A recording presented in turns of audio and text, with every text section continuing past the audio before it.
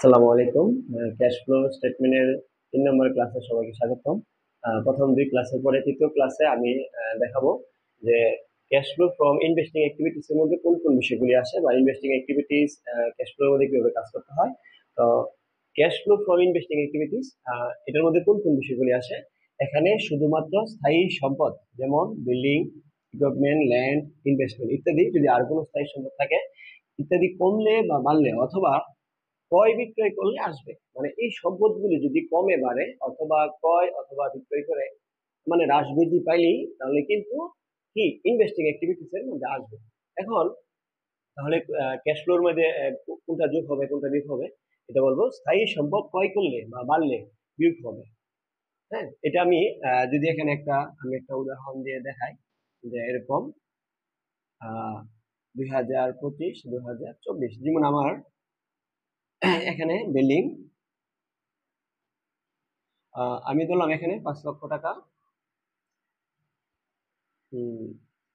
তারপরে এখানে 7 লক্ষ টাকা।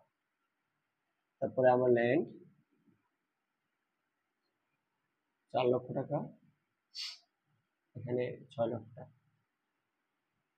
আমি এখানে দুইটা সম্পদ লিখেছি, একটা বিল্ডিং একটা ল্যান্ড। আমি যদি এখানে বুঝে আমি এখানে লিখছি যে স্থায়ী সম্পদ ক্রয় করলে অথবা বাড়লে বিয়োগ হবে। যেমন বিল্ডিং 2024 সালে আমার 5 লক্ষ টাকার ছিল, কিন্তু বর্তমানে বিল্ডিং আছে 7 লক্ষ টাকা। এটার মানে আমার 2 লক্ষ টাকায় কিন্তু বিল্ডিং বাড়ছে। তার মানে আমি বিল্ডিং আরো কি ক্রয় করেছি, তার মানে আমার নগদ টাকা কিন্তু কারবার থেকে চলে গেছে। এই কারণে কি হবে বিয়োগ হবে। ঠিক ল্যান্ড এক সময় 2024 সালে আমার গত বছর 6 লক্ষ টাকার আমি ধরলাম যে 6 লক্ষ টাকা কি আমার ল্যান্ড ছিল, কিন্তু বর্তমানে আমার ল্যান্ড কি 4 লক্ষ টাকা। তার মানে আমি ল্যান্ড কি বিক্রয় করে দিয়েছি 2 লক্ষ টাকা। যেহেতু আমি ল্যান্ড বিক্রয় করে দিয়েছি তাহলে আমার কি নগদ টাকা কি আসছে, মানে আমি নগদ টাকা পেয়েছি, মানে আমার ক্যাশ বাড়ছে। আর যদি ক্যাশ বাড়ে তাহলে যোগ হবে। হ্যাঁ, তা এইভাবেই কিন্তু করতে হবে। এরকম আরো সম্পদ থাকতে পারে, ইকুইপমেন্ট থাকতে পারে, ইনভেস্টমেন্ট থাকতে পারে।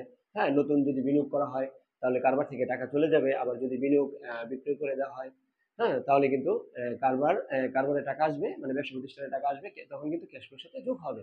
তো আমার বিশ্বাস যে অপারেটিং ইনভেস্টিং অ্যাক্টিভিটিস এর মধ্যে কোন বিষয়গুলি আসে আমরা বুঝতে পারছি। সবাইকে ধন্যবাদ। আর পরের ক্লাস আমন্ত্রণ জানিয়ে আমি এখানে শেষ করছি। আল্লাহ হাফেজ।